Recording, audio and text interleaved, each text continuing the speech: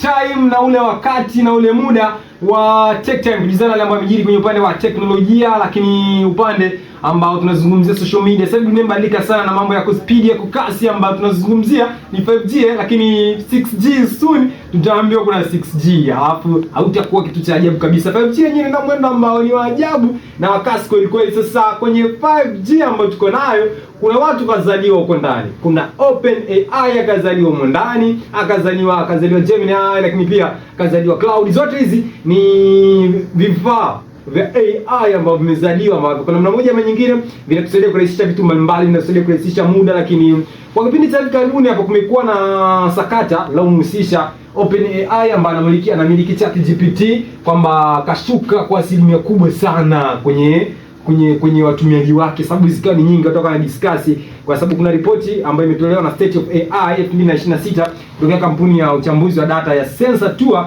inaonyesha kuwa ChatGPT sasa inashikilia asilimia 46 pekee ya soko la kimataifa la wasaidizi wa AI, yani AI assistants, na kipindi cha nyuma alikuwa anashika zaidi ya asilimia 80 ya wasaidizi wa AI, lakini kwa sasa anashika asilimia 46. Nafikiri wengi mtakuwa mnaifahamu hii ChatGPT na wengi mnaitumia.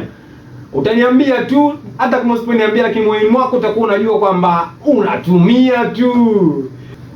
Kwa hiyo tunaona ChatGPT imeshuka kwa kasi sana kwenye watumiaji wake, na sababu sasa zinapelekea ChatGPT kupoteza maarufu, kwanza ni kasi ya Google Gemini. Kwa kama unatumia Google Gemini kutengeneza picha, lakini pia kutumia kwa ajili ya matumizi mbalimbali, utakuja kugundua kwamba Google Gemini wako haraka sana kwenye kutoa majibu, tofauti na ChatGPT. ChatGPT wanatoa majibu kwa taratibu sana. Lakini kingine ni sakata la Opera AI na jeshi la Marekani pale Pentagon, ambalo hii imezua gumzo kubwa sana mtandaoni mapema mwaka huu kutokana na OpenAI kusaini makubaliano ya kushirikiana na Wizara ya Ulinzi wa Marekani DoD, ambayo hili limewakasirisha watumiaji wengi wanaojadili faragha na maadili ya AI.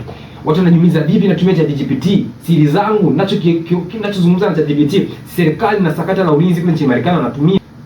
Lakini kingine ni kuingizwa kwa matangazo kwenye ChatGPT. Hicho kilifanya watu wengi sana kuweza kuidropisha down ChatGPT, kwa sababu watu wapendi matangazo, watu wapendi shida.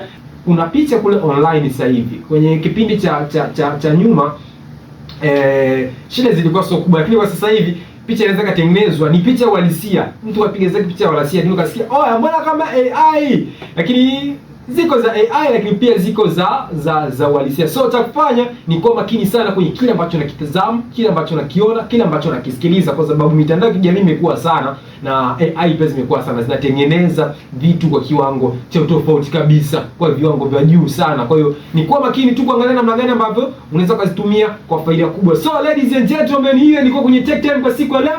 Mimi nilikwambia tuendelee kusikiliza 98.9 Nelson Mandela FM Radio.